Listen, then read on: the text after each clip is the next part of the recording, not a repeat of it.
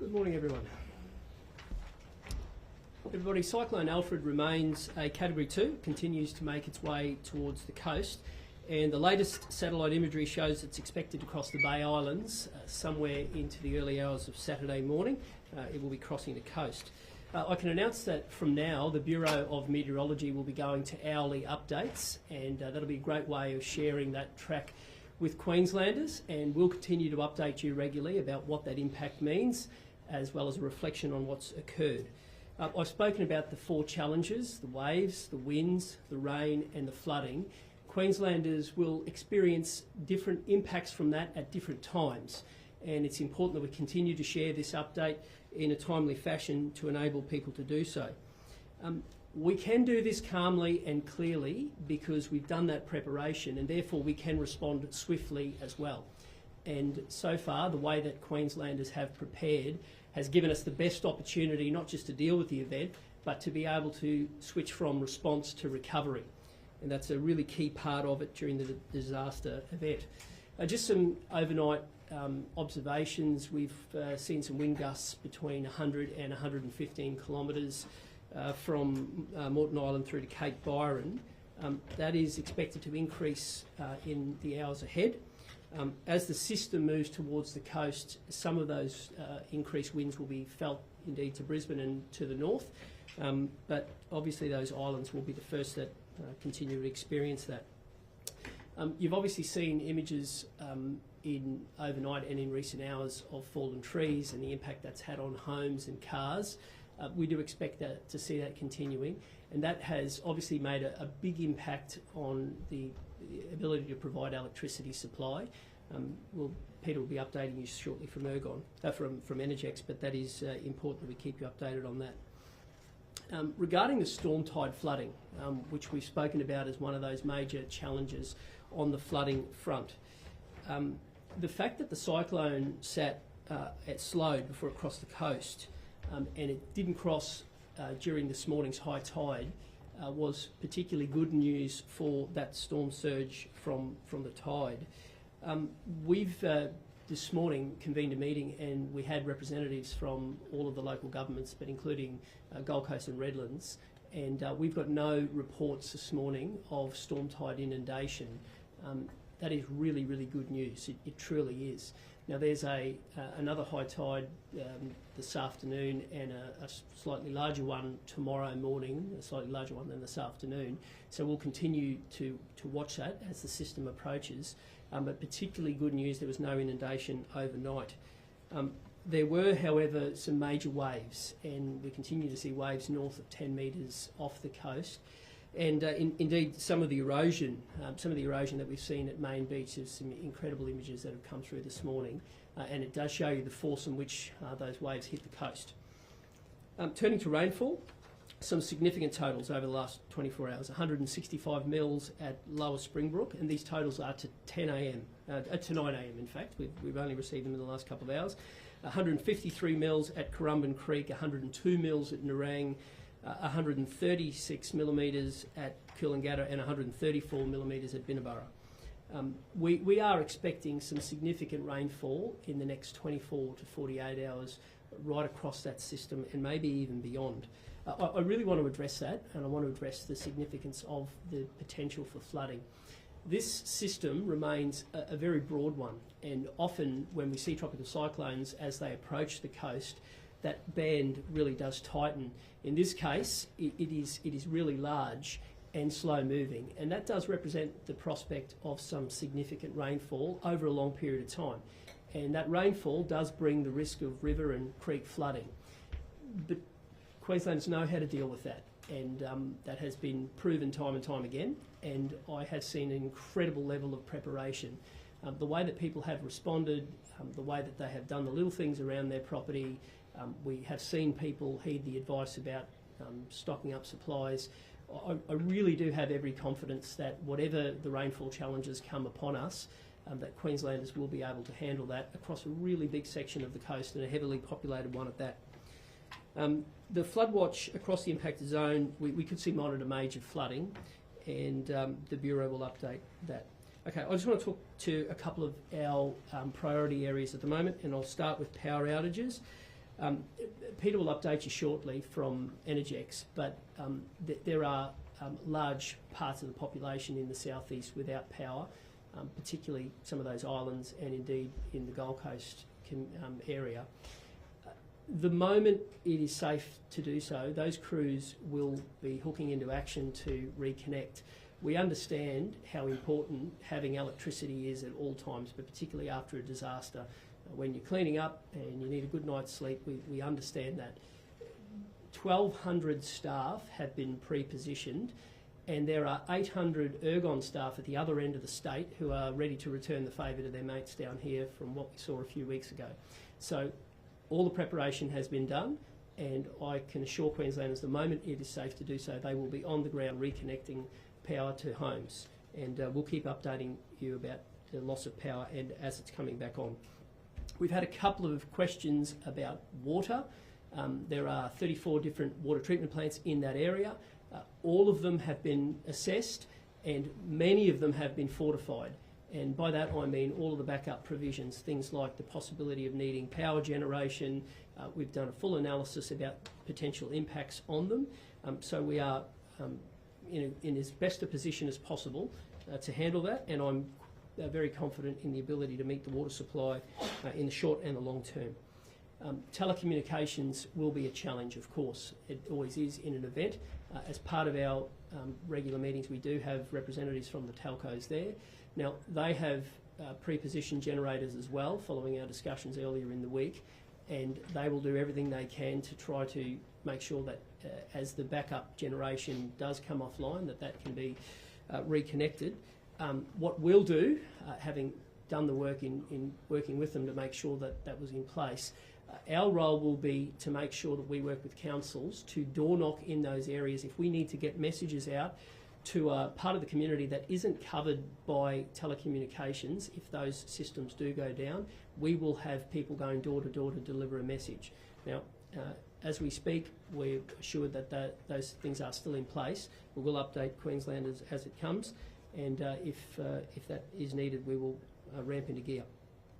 There are 28 refuge centres that have been advertised and are online, and we're very grateful to the local governments for doing that. They are there as a last resort for people who need it, but they are there, and we ask Queenslanders to stay up to date, have an evacuation plan, but overwhelmingly we have seen the way that local government has prepared that. We're very grateful. If you want information on that, disaster.qld.gov.au, so that's the disaster website, disaster.qld.gov.au. All of the local government's dashboards are there. They also have all the mapping for floods, and we thank them very much for it. Turning to aged care, there has been some preemptive reallocation of some residents, but overall there's no reported evacuations of aged care.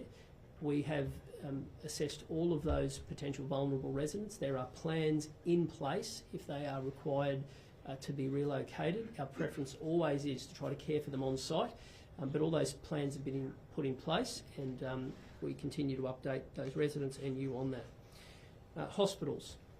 Virtual healthcare services, which are available 24/7, have been stepped up. Whilst we aren't having elective surgeries at the moment, those emergency departments are there, and they are there for people who need help in an emergency. There's even the ability for some of those health staff to be accommodated there if required, to make sure that we can keep those key medical facilities open, and we are very grateful for the fact that health service providers would be willing to do that and come into work at a time when they also have friends and family that they would love to be with as well. So we're deeply grateful for that. Public transport will continue to be closed today, so we will announce that all public transport will be closed tomorrow from Noosa to the border, and as we do with schools, we will make the announcement the day before to give people the opportunity to be able to plan, but we will also continue to make sure that wherever it's possible to be able to bring things back on, we obviously will. Now, we are expecting some serious rainfall, as I've outlined, but we'll be back multiple times, and we'll continue to give people as much notice as we can in that. Supermarkets, they are operating on a case-by-case basis. That is their decision, and we're continuing to give them the information, and there are some that remain open. Their challenge will be balancing being able to get their staff there and make sure that they have things like power and they manage their impacts. As we continue to say, we are most grateful for people who are working in those frontline roles at a time that we desperately need it. And we will continue to work with the supermarkets to stay open for as long as they can and then get back on their feet as quickly as they can. And we are most keen to ensure that life can go back to normal after the event, and they are a key part of it. Turning to schools, there are 1,049 schools that are closed today in the impact zone. 2,081 early childhood centres are closed. We will be making an announcement on Monday, the day before, on Sunday, to give people the opportunity to plan, and most importantly to ensure that we don't do it in the morning and cause confusion. So it'll be the day before, and that will apply to Sunday as well. A couple of messages. Firstly, one of gratitude to every person who has worked around the clock to prepare and give us the best response to be able to deal with things in a calm and measured way, but also in a swift way. Thank you very much for whatever agency you are. To Queenslanders, I know this is an unusual event. It's been a long time since a cyclone crossed the coast this far south, but the way that people have treated this has been, quite frankly, remarkable. The vast majority of people have done the right thing, and my view is if you give people the information, humans rally in times of crisis, and people really, really have. My message to the people at the other end of the state: thanks for your good wishes. You went through a pretty big event within the last month, and yet you've been reaching out to your fellow Queenslanders. Your recovery continues in earnest, and we'll make sure that job is done and done properly. And finally, in events like this, there are always little moments of magic, and overnight, a set of twins were born on Dunwich Island, and on Dunwich, on the island, and we had paramedics and midwives who assisted the mum, and they continued to care for her, and that's one of those little gems in an otherwise really stressful time for everybody. Thanks very much. Matt. Thank you, Premier, and good morning. Tropical Cyclone Alfred remains a Category 2 system and is currently 160 kilometres east of Brisbane. Although the movement has been erratic, it continues to track at around 7 kilometres per hour towards the southeast Queensland coast. The track for Tropical Cyclone Alfred is still expected to approach the Bay Islands after midnight Friday and into the early hours of Saturday, then move across Moreton Bay during Saturday morning and to the north of the Brisbane CBD. It's important to note that the exact track is still uncertain, and that tropical cyclone warnings will now be updated every hour based on the latest radar and satellite imagery. A tropical cyclone warning remains in place from Double Island Point right through to the Queensland-New South Wales border. And coastal hazards for large waves of abnormally high tides remain in place, as well as severe weather warnings for intense rainfall and those damaging winds. I'll just unpack a few of the impacts we expect with Tropical Cyclone Alfred. Firstly, to the wind impacts. Damaging wind gusts, as the Premier mentioned, are being observed already, right through from Moreton Island to the south of the border. These damaging winds are expected to continue and increase as we move through the day today, including to the Brisbane area as Tropical Cyclone Alfred approaches tonight and into Saturday morning. The destructive wind gusts up to 150 kilometres per hour are possible about the exposed island coasts and coastal locations near and to the south of the system. So that extends down through Moreton, Stradbroke and those Gold Coast, exposed coast of the Gold Coast. And that is particularly as the system approaches the coast. Now, as the cyclone moves across Moreton Bay Islands, it is expected to weaken from a Category 2 to a Category 1 system. This will mean that destructive winds are unlikely for Brisbane itself, but damaging wind gusts to 120 kilometres per hour are expected, and they will develop quickly as the system approaches. In terms of the waves and tides, we have seen extreme wave heights observed across the Queensland, southeast Queensland coast. And as the Premier mentioned, observations of over 10 metres. We expect these conditions to continue as the system approaches. And we have seen extreme coastal erosion and inundation of some areas. A coastal hazard warning for damaging surf and abnormally high tides remains in place from south of Sandy Cape. Tropical Cyclone Alfred has already produced storm surge values up to about 0.7 of a metre, with the extreme erosion we've seen around the Gold Coast due to that wave action. The storm tide risk remains, however, there is a reduced risk of the higher possible values. I spoke yesterday of the potential to see values over a metre above the normal highest astronomical tide.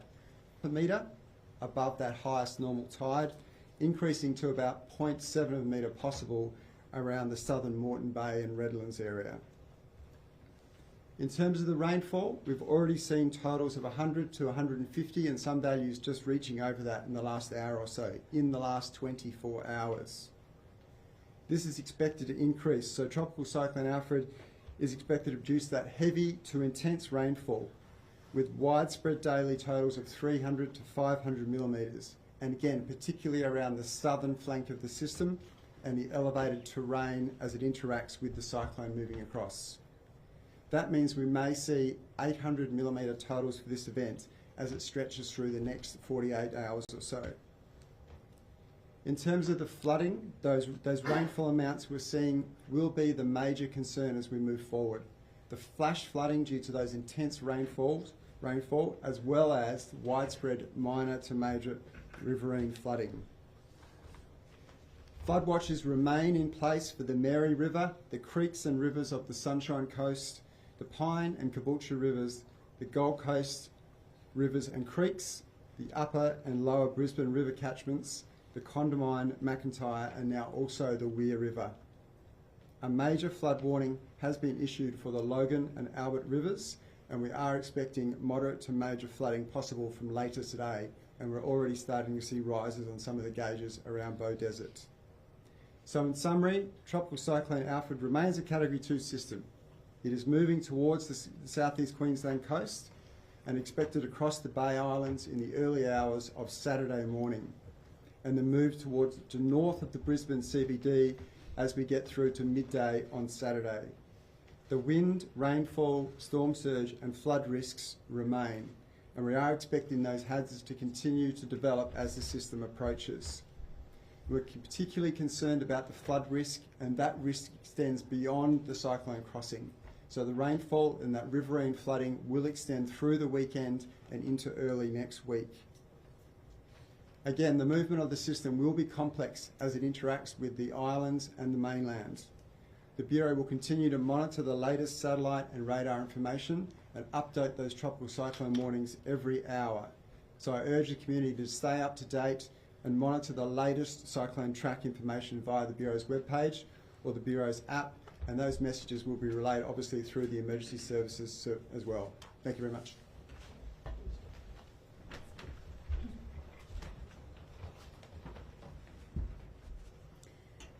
Well, thank you, Matt. And can I start where you left off? The stars remain a dynamic system. I am really pleased that the Bureau is moving to hourly updates.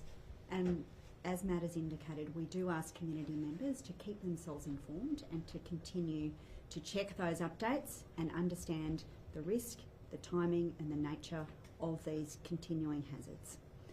I'm really grateful for the way that people in southeast Queensland and in northern New South Wales have prepared themselves for these events. I want to thank the general community for their willingness to engage with emergency authorities in a responsible way and to take responsibility in particular for their own safety and the safety of their communities. I want to provide a brief update about the support that is being provided by the Albanese government to the governments of Premier Crisafulli and Premier Minns. I'll start with financial support. the Albanese government has agreed to jointly fund for both states a $50 million community relief fund that will provide councils with financial support to undertake essential, immediate clean-up and restoration activities after this event. And councils can use this funding for waste and debris removal from streets, properties and community assets, and to undertake activities to restore public assets. We want councils to go into this event knowing, fully confident, that they will have support to engage in the clean-up. That really helps as we move into the recovery phase. The second thing I wanted to speak about was the role of the ADF. I had the chance yesterday to visit Gallipoli Barracks and speak with some of the personnel there at Enoggera who are preparing themselves for their contribution. Yesterday we indicated that in response to a request from the Queensland Government, 60 personnel would be made available after the cyclone crosses the coast to undertake welfare checks. They'll be supported by high clearance vehicles to assist them in that work. And of course the Queensland Government has also requested aerial support for search and rescue activities, which are also being provided. This morning, the Prime Minister indicated that the ADF will provide 120 ADF personnel to augment and reinforce the New South Wales emergency services in their disaster preparedness and response activities in the Northern Rivers. They are moving to New South Wales immediately to provide support to the local SES in all of these activities, including conducting door knocking and welfare checks today on vulnerable members of the community. I want to conclude simply by thanking all of these personnel. I want to thank the ADF personnel. Many of them here in Brisbane, of course, have families of their own, homes of their own, and they are undertaking this work to support their communities. I say thank you to them. I also acknowledge the work of police, of emergency services, of the councils, of all of those utility workers, power, telco, water workers. Everything that you are doing to support your communities is so appreciated. And finally, I want to say to the community, look after yourselves. Keep yourselves safe, maintain access to good sources of information, and follow the instructions of authorities. Thank you.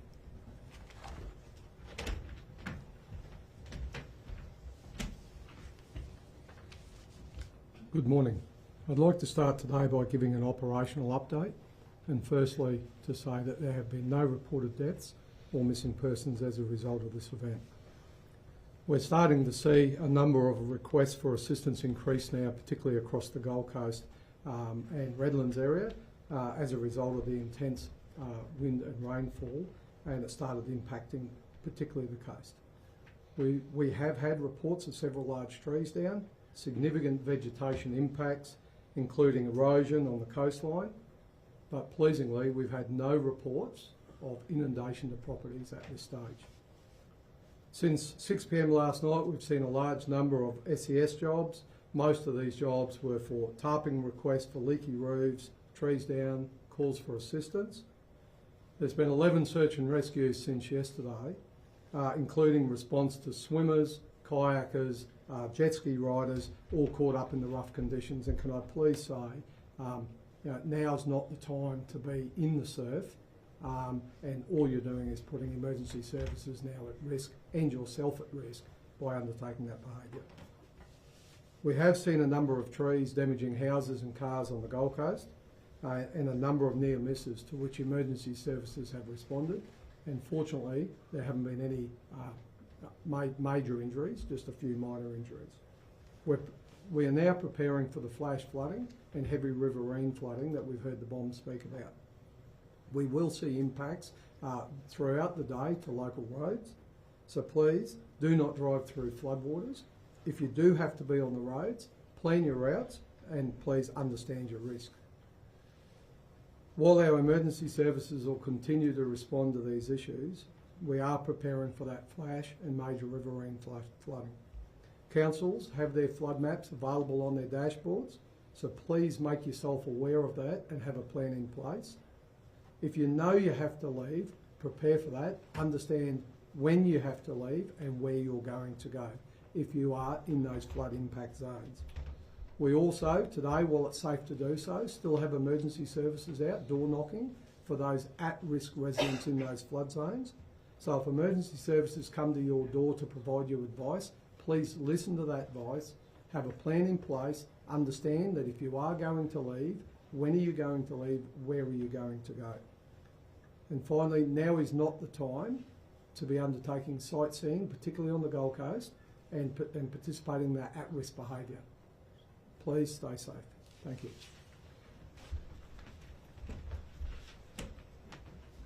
Good morning. Queensland Fire Department staff and volunteers are very well prepared for the impacts of Tropical Cyclone Alfred. Up until 9:30 this morning, QFDs responded to 60 incidents related to the TC Alfred, with no water rescues or evacuations currently required. However, we had a rescue this morning in the Currumbin Valley, where Queensland Fire and Rescue firefighters responded to 2 people trapped in a bedroom after a large tree that collapsed on a house in the Currumbin Valley. Early this morning this occurred. Firefighters used saws to rescue those 2 people, and they were handed over to QAS, where I'm very pleased to indicate that they only had relatively minor injuries. QFD crews continue to respond where it is safe to do so, and will continue through the event to do that. It's important that community limits their travel to essential travel in order to allow emergency services and other essential services to be able to move around the impacted areas. More than 180 specialist swiftwater rescue firefighters remain in place across the impacted zones, backed up by more than 50 locations where initial response to swiftwater incidents can be responded to. The department also has an additional 300 odd personnel engaged to support this event and dedicated to it. We've also provided additional firefighters onto our island communities across Bribie, North Stradbroke and Coochie-Mudlow. Fire and rescue crews do remain ready and able to respond to any other types of calls that may come in through this event. An immense amount of planning and preparation has been put in place to support community recovery across washouts, damage assessments and debris cleanup, and that work and that preparation will bode well for post-crossing. Can I urge all residents to not become complacent, stay informed, heed and act on advice and guidance provided by authorities, and please also never drive, walk or play in floodwater. Thank you.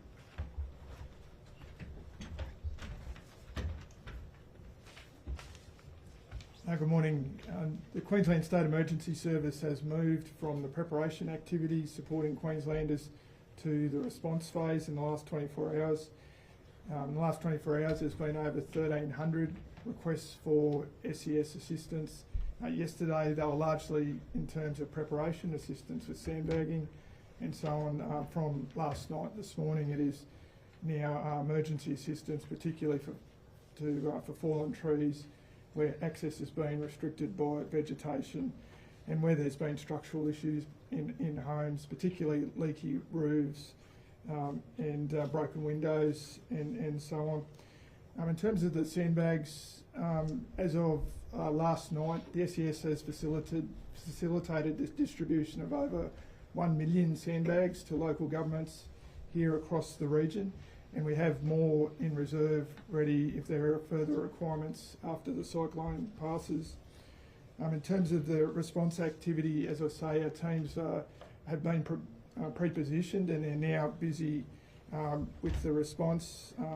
This morning, for example, SES worked with Queensland Ambulance Service where a large 20-metre tree had come down on a house with an elderly resident injured.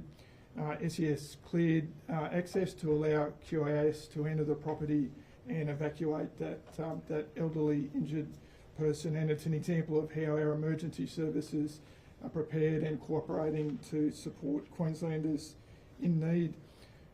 So just on that message, now's the time, particularly with the high wind, to be looking after yourself, look after your family, check on your neighbours. If you need SES assistance, you can download the SES Assistance app or call 132 500, 132 500. But always, if it's a life-threatening situation, call 000 for immediate emergency support.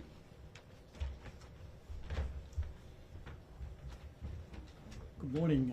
We've currently got 40,000 services out of electricity in Gold Coast and Redlands, 35,000 in the Gold Coast and 5,000 in Redlands and the islands. We've been actively responding to the network outages since yesterday. Staff had to demobilise at 10 o'clock last night because the wind strength was just too much. It was unsafe. We'll remobilise hopefully later today, depending on the wind strength across all the impacted areas, and we'll continue to do so. There's 1,200 staff available, as the Premier mentioned, and as we need more staff, Ergon staff, once we know we complete the full damage assessment, likely tomorrow into early Sunday, we'll also bring those 800 in if we need them. So we have enough resources, both people and equipment. It's just a matter of doing the damage assessments. Can I leave with two safety messages? The first is we've got hundreds of lines down across the network. Assume they're all live, don't go anywhere near them. The second message is with generators. History tells us that people bring generators inside into their garage in these events, and in Tropical Cyclone Yasi, sadly we had a loss of life due to a genset. People just don't know, so you don't bring them inside. So if you could take those two messages away, I'd be most grateful. Thank you. Thanks, everyone. Premier, when will it be unsafe for people to be outside? We'll keep giving the information as it comes to hand. And I mentioned that different areas will be subject to different challenges at different times. So for those people who were overnight on the Gold Coast, there was some huge erosion, some big winds. In many parts further north, that wasn't the case. And as the system moves closer, there's the prospect that their winds will pick up for Brizzy and the sunny coast. And then it moves on to the next challenge, which will be rainfall, and there'll be different areas that get rainfall impact at a different time, and that can lead to the potential for flooding. The most important thing people can do is just keep connected, just stay up to date with your information, and if you do that, you will be able to respond to whatever those challenges are in your circumstances in real time. And that's why the Bureau of Meteorology going to hourly updates is really important, so people can see the track of the system, but also what some of those rainfall totals look like, particularly in those key catchments as it relates to your part of the world. Premier, former Labor Treasurer Wayne Shawn today said the immediate threat to Brisbane might no longer be there. Were his comments disappointing? It's during a disaster time. We need clear messaging. I'm not going to comment on that, other than to say the system is a large system, and it has the potential for heavy rainfall, and therefore there's the challenge of flooding, and it's important that people do all they can. And I make the observation, I think the way that people have handled this across the board has been remarkable. Yes, there's been images of a handful of people not doing the right thing, but don't let that cloud the fact that so many people have gone above and beyond to serve their community, to be good citizens in the neighbourhood. Some of the images that you've seen have made you proud to be a Queenslander, and I just think that events like this can bring out the best in people, and I'd rather focus on that. Premier, what's your message to the people, especially on the Gold Coast, still going out and having a look at the beaches? Yeah, well, I'm not. I don't understand why anyone would want to be in the surf in weather like this. And if you don't value your own self-preservation, value the self-preservation of the person who'll have to go and rescue you, and your family member who'll have to get a knock on the door to advise them of the horrendous news of what's happened to you. But again, that is a minority. That is a minority. The majority of people have responded brilliantly, and what our role is to make sure that we give the information clearly and calmly and in real time, and the majority of people will heed that warning. And the warning's clear. It's putting yourself in a hazardous situation, being in the surf on the coast is not a smart option at the moment. The 2019 North Queensland monsoon, which was very disruptive, that was also a slow-moving system. Yeah. Could we see a repeat here with Cyclone Alfred? Well, you mentioned 2019. We also saw Jasper, which, if a system sits and can produce heavy rainfall, that's always a challenge. Dealing with flood is not something that Queenslanders are immune to, but it's certainly not something that Queenslanders fear. They deal with it brilliantly, and provided we give the information to them and show them those rainfall totals and continue to take them into our trust, people will handle that. But we've spoken a lot about storm tide, and what happened overnight was brilliant news about the fact that those storm surges didn't eventuate as the system got closer. We've got a high tide today, and then we've got another one tomorrow morning, 3:30, 4 o'clock on the coast, and there's a challenge as the system gets closer. But as Matt outlined, the potential for storm surge, those higher end ones have come down a little bit on the Bureau's prediction. But there's also river flooding and creek flooding that comes with big rainfall amounts, and that is the challenge for a really large part of the population across a pretty large area. And because the system is so large and because it's slow moving, of course that provides a challenge. Plan for the worst and let's see what gets delivered. But in the end, if we stay connected, if we keep our wits about us, if you don't leave the house when you don't have to, if you don't drive on roads when they're flooded, I've got every confidence people will be fine. Premier, we've seen a pretty mass evac in the northern rivers of New South Wales. Yes.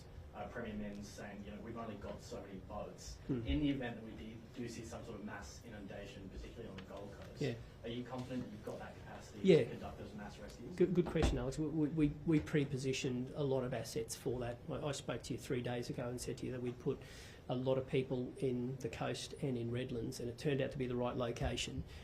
The benefit of doing that is to make sure that if you do have to respond in an emergency, that it's there. But we've also given that advice to people to know their situation, and on the back of it, we have every confidence that the individual will also handle themselves as they need to. You mentioned the northern part of New South Wales. I've spoken to Premier Men's every day. I'm just talking to him a moment ago, and I can assure you, whilst they mightn't be Queenslanders, they're in our thoughts. And I particularly think of the people of Lismore. They've been through some pretty tough times. Premier, wonderful news about the twins, but what's the advice for parents with newborns that are formula fed and are anxious about water supply? Yeah, well, so I'll address that in two parts. The first is the good news. The fact that you can have a little glimmer of good news in events like this is always something you have to celebrate. I'm sure that the people of Australia will celebrate that, and I'm sure the fact that there's a set of healthy twins that so far so good is great, and it's something that we should all point to and be happy about. I know that a lot of parents have done the preparatory work and got formula where they need to. We'll do everything we can to give the information to keep the supermarkets open for as long as possible, but more importantly that we get them back on their feet as quickly as possible.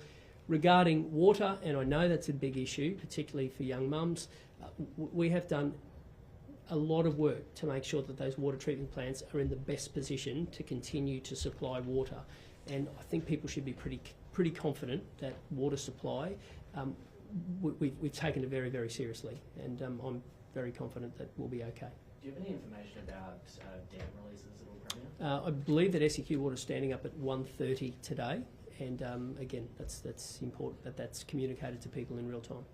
In the instance we do run out of water, what should parents do? Well, I'm confident that people have put in place the steps they need, and I know people have gone to a lot of focus in making sure that they've got bottled water, and I know that you'll have a real community of interest with neighbours helping neighbours.